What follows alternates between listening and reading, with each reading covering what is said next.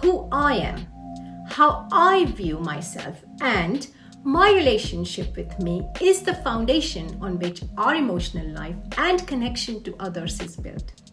The more stable this foundation is, the more balanced are our views and interactions with others and the outer world. In today's video, we will begin to understand why our relationship with ourselves is so important. To simplify this, let's understand relationships in circles or spheres that emanate from our inner world, each with their own emotional barriers to cross to earn that extra level of trust and closeness. We consider there are generally 4 circles of relationships around an individual.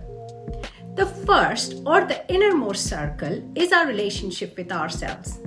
This may feel like a cheat, but it is the most intimate and the one that is hardest to understand. It is also the most important relationship in our lives.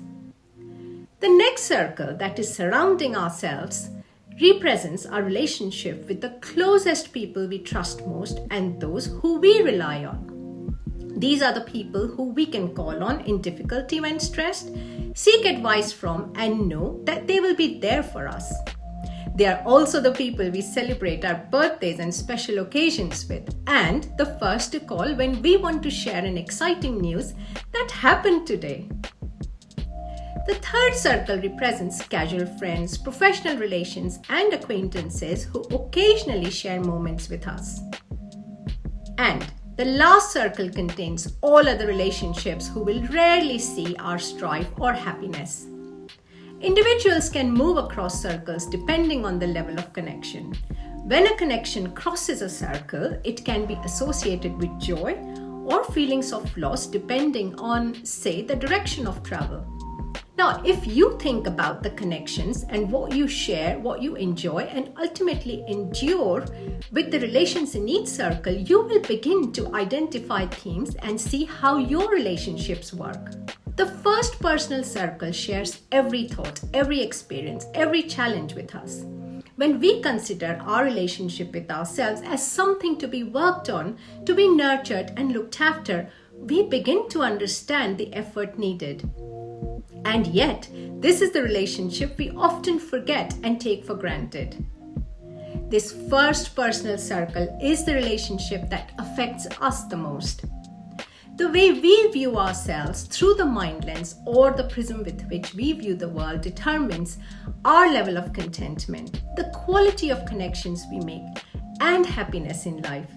We often ask, can I do this? Am I capable of this? Is this my fault? So, look out for my video explaining the mind lens, as it is important to understand ourselves, why we ask these questions, and how we view the world. When our self-relation is not a happy and comfortable one, we feel isolated and lonely during difficult times, and all other relationships are affected. We map our insecurities onto other relations, and it can become difficult to trust others or even feel secure. Often we seek validation in a way that can also make us vulnerable in other relationships or form connections that could be unhealthy. During my period of grief, I questioned every relationship in my life, including my own self. I felt alone despite being surrounded by friends and family who were really doing their best to comfort me. What followed was that I became subject to a significant fraud. Now, on reflection, I realized how my vulnerability might have played a part. So I want you to do this exercise today. Draw the 4 circles of relationships in your notebook and write the names of everyone you can think of that fit into the circles. Then answer these 2 questions. How do these connections work for you? And what themes have you identified? In our next video, we will continue the journey of understanding ourselves through our mind lens. Watch my next video here, and if you want to learn more on how to live a more fulfilled life, subscribe to my channel here. And of course, if you learned something useful, like it, share it, tell it to all the people you know. Thank you for watching.